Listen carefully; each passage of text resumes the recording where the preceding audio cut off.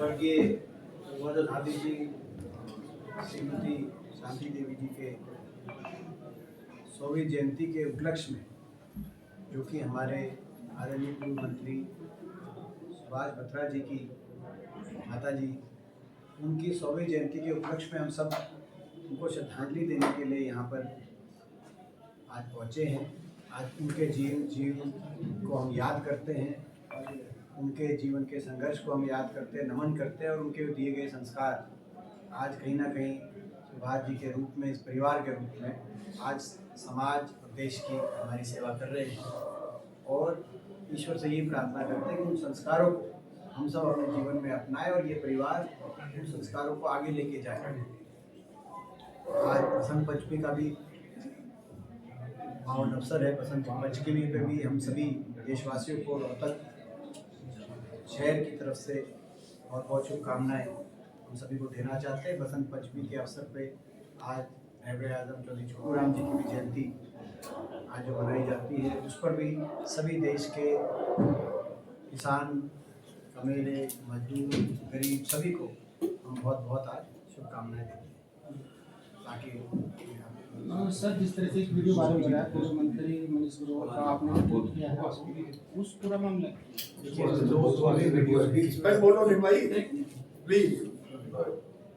उसमें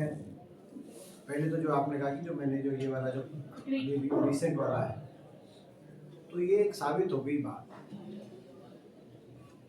जो बात वैसे लोगों को पता है, जो राजनीतिक जो रूप से जागरूक लोग हैं उनको पहले ही पता है, लेकिन अब ये सर्व जगत में ये बात सामने आ गई कि भारतीय जनता पार्टी जो सत्ता में पहुंचती है, वो सत्ता में यंत्र, तंत्र और षड्यंत्र से पहुंचती है। तंत्र और यंत्र पे तो हमने बहुत कुछ चीजें पहले बोली हैं कि कैसे भाजपा चुनाव को प्रभावित करने के लिए हथकंडे अपनाती है, लेकिन एक षड्यंत्र भी खुल के सामने आ गया। और षड्यंत्र क्या कि भाजपा जीतने के लिए चुनाव जब सीधे जन भावना से और जनमत से नहीं जीतने के पोजीशन में होती, क्योंकि काम हरियाणा में 10 साल इन्होंने कुछ किया नहीं है और छत्तीस बिरादरी उससे दुखी रहती है, तो भारतीय जनता पार्टी इनेलो जैसी छोटी पार्टियों को का इस्तेमाल करते हुए ऐसे कैंडिडेट उतारने का कार्य करती है कि वो कैंडिडेट विपक्ष की वोट और कांग्रेस की वोट में उन कैंडिडेट्स कुछ डेंट मारे,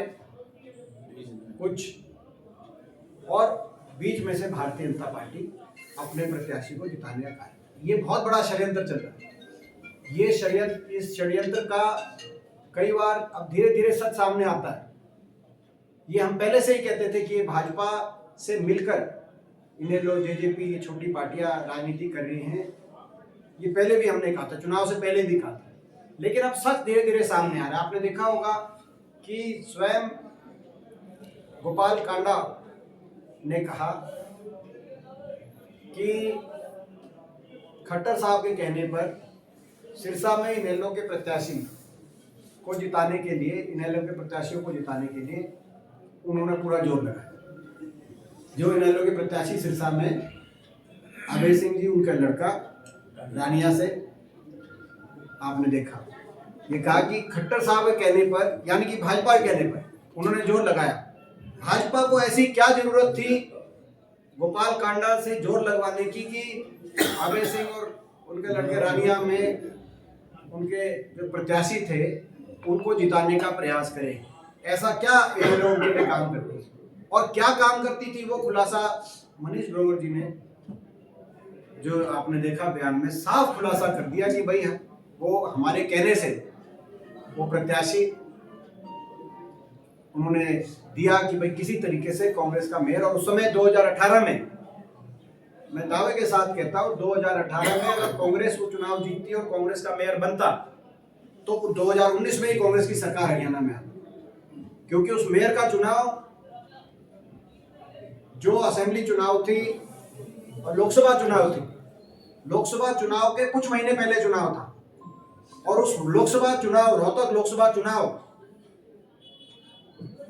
जिस चुनाव का बहुत बड़ा असर 19 के विधानसभा चुनाव में पड़ने वाला था, उस रोहतक लोकसभा चुनाव में मुझको रोकने के लिए भाजपा के सारे षड्यंत्र चल रहे थे, जो उन्होंने खुद कहा। मनीष ग्रोवर जी हर तरीके से जनमत और जन भावना को रोकने के लिए इस तरह के सारे साजिश और षड्यंत्र रचने का कार्य हो रहा था। ये आज प्रदेश की जनता के सामने ये बात आ गई है। जो हम कहते थे वो आज इनके जबान पे सच आ गया, सच इन्हीं की जबान पे आ गया। हम क्या कहें, जनता जागरूक है, जनता ये समझ रही है, और आने वाले समय में जनता ये जो इन सारे षड्यंत्रों की वजह से प्रदेश में 40-40% प्रतिशत बराबरी में केवल मात्र 14,000 वोटों के अंतर से इतने बड़े 3 करोड़ की आबादी प्रदेश में जो ये सरकार बनी, वो इस तरह के षड्यंत्रों की वजह से बनी है। ये जनता समझ गई, और इस तरह के षड्यंत्रों को आगे आने वाले समय में जनता सफल नहीं होने देगी। और ऐसी पार्टियों को जो ऐसा घिनौना काम करते, इस तरह का षड्यंत्र रच के, ऐसी पार्टियों को पूरी तरीके से दरकिनार और नकारने का कार्य आने वाले समय में जनता करेगी। साहब, जिस तरह से येलो की सक्रियता जो रोहतक में ज्यादा बढ़ी है, उसको लेकर बार महेंद्र हुड्डा और आपको निशाना साध रहे हैं, क्या उसको रोकने की वो ऐसा है, जहां तक आपने इनेलो की बात करी है, वो तो वही कहेंगे जो भाजपा कहलवाएगी, वो तो वही कहेंगे जो खट्टर साहब जिन्होंने उनको जिताने के लिए गोपाल कांडा को आदेश दिए, और जो मनीष ग्रोवर जी ने जो बात बताई, वो तो वही कहेंगे जो ये लोग कहेंगे। तो कहेंगे भी वही, करेंगे भी वही, और जाएंगे भी वही,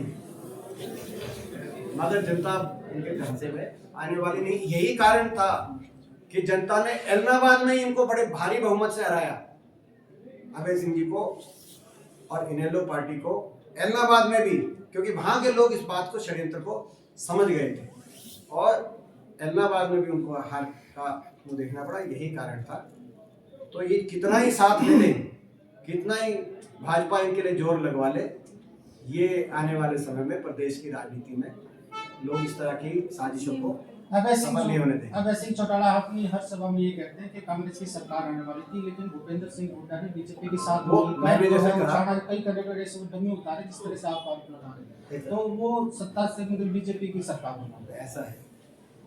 कि मैंने जैसे कहा कि वो इनेलो और इनेलो के नेता वही कहेंगे और वही करेंगे और वही जाएंगे जहां खट्टर साहब, जिनका गोपाल कांडा ने बताया कि खट्टर साहब ने जोर लगवा दिया हमको जिताने के लिए, और मनीष ग्रोवर जी जिन्होंने कहा कि मैं रोहतक में रोकने के लिए ये काम हुआ, इनेलो के साथ मिलकर हम प्रत्याशी देते हैं। तो जो खट्टर साहब, मनीष ग्रोवर और भाजपा के नेता उनको कहेंगे, वो वही कहेंगे, वही उन्होंने अभी तक किया है, और आगे वही करते रहेंगे। और प्रदेश की जनता समझ चुकी है। ये मैंने आपको जवाब। मुख्यमंत्री ने कहा कि राहुल गांधी एक दिन नहीं होते, कैसे संगठन उनको जुटते हैं कि इस तरह की ट्रेनिंग देंगे? जूता उन्होंने बोला कि ये ट्रेनिंग देने आए थे क्या, कि जूता ना चलाए कांग्रेस पार्टी को? नहीं, तो आज जो है कहाँ चल रहे हैं जूते? आप रामवीर जी से और नरवीर जी से उनका आप जरा चेक करो, आप टेम्परेचर चेक करो, अम्बाला में जाके विद साहब का आप टेम्परेचर चेक करो, थोड़ा सा आप चेक करना कैप्टन अभिमन्यु जी का, और आप चेक करना वेंकट साहब से भी, उनसे भी जाके बात करो, आप चेक करना फरीदाबाद, आप हिसार में जाके चेक करना टेम्परेचर, थोड़ा सा हिसार में भी चेक करो। हर जिला का मैं बता देता हूँ, फरीदाबाद में जाके चेक करना। फरीदाबाद में तो जो मैं पिछली बार कह के गया था, बात साबित हो गई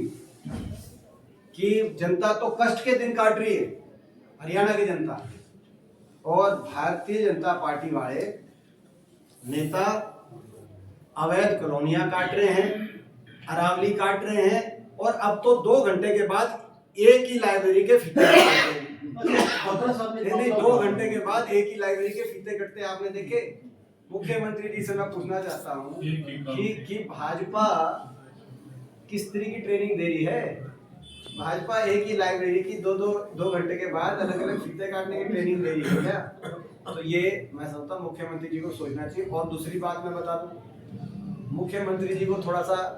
जो है इनका क्या चल रहा है खट्टर साहब के साथ, क्योंकि सारी ट्रेनिंग पोस्टिंग दिल्ली में बैठ के हो रही है, सारा प्रशासन वहीं से चल रहा है, और इसीलिए आज प्रशासन मुख्यमंत्री जी की सुन नहीं रहा, इसीलिए आज कानून व्यवस्था में सबसे विफल प्रदेश साबित हो गया हरियाणा। इसीलिए भारत सरकार की जो रिपोर्ट है,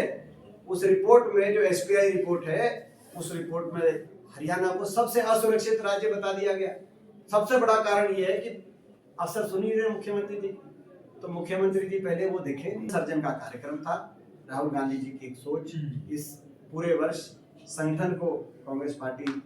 मजबूत करने पे अपना प्रयास करेगी और उसमें हमने कदम बढ़ाएंगे। अच्छा, रोहतक में करोड़ों घोटाले का आरोप लगाया था पत्रा जी ने, इस पे कह रहे हैं कि जब आकाओं को सामने नहीं आना होता तो इस तरह के बुझे हुए कारतूस बैठा देते हैं। देखो ऐसा है,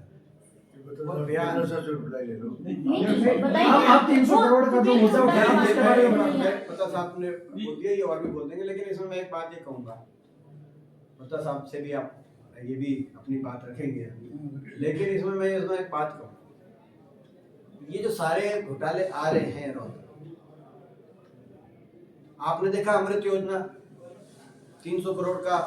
घोटाला, और उस घोटाले में रोहतक से पूर्व मंत्री भाजपा का, हमने नहीं, उस समय के भाजपा के सांसद डॉक्टर अरविंद शर्मा जी जो स्वयं अब मंत्री बन गए, उन्होंने कहा कि हो गया घोटाला, इन्होंने खा लिया, और आपने देखा होगा उन्होंने सारी बात खुल के, शायद हम भी उतना खुल के नहीं बोलते जितना उन्होंने खुल के बोल दी थी, स्टेज पे आके बोल दी थी रैली में सारी बात। वो घोटाला, ना तो कोई सीबीआई आई, ना कोई ईडी आई। ईडी जा रही है महेंद्र प्रताप जी के, आप समझना, ईडी जा रही है, सीबीआई जा रही है, जो विपक्ष में देश में नेता है सारे उनके। उसके बाद सिटी थाने का भूमि घोटाला, उसके बाद ये HCL फैक्ट्री का भूमि घोटाला, उसके बाद कहीं अवैध कॉलोनियों का घोटाला है, कोई पीर पौधे की बात आ रही है, कोई कहीं क्या क्या बातें आ रही है रोहतक में। मैं केवल रोहतक की बात कर रहा हूँ, मैं रोहतक से जिस भी दिशा में जाऊंगा,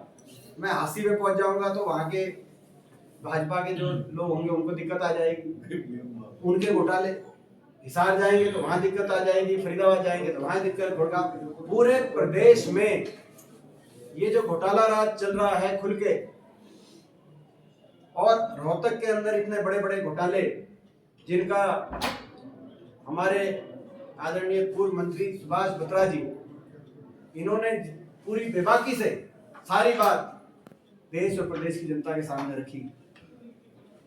और अब ऐसे में अगर कोई राजधर्म है कहीं देश में, प्रजातंत्र, लोकतंत्र और संविधान है कहीं, तो जांच होनी चाहिए सीबीआई की। इन घोटालों के पीछे जांच होनी चाहिए और दोषियों को पे कार्रवाई होनी चाहिए। होना तो ये चाहिए कि मुख्यमंत्री जी प्रदेश के संज्ञान लें कि बीच में जो इन्होंने सारी बात सारे रिकॉर्ड पे रखी, देश की सरकार में दिल्ली बैठी संज्ञान ले और कहे कि हम सीबीआई इंक्वायरी कराते हैं, जांच कराते हैं। अगर, लेकिन आपने देखा किस भाषा में, जो कहा है उसके बारे में कुछ नहीं कहा, मगर जिन्होंने वो बात रखी है उनके बारे में इस तरह के शब्दों का प्रयोग हुआ। यही भारतीय जनता पार्टी का शासन है। ये कोई एक ऐसा उदाहरण नहीं है जो हम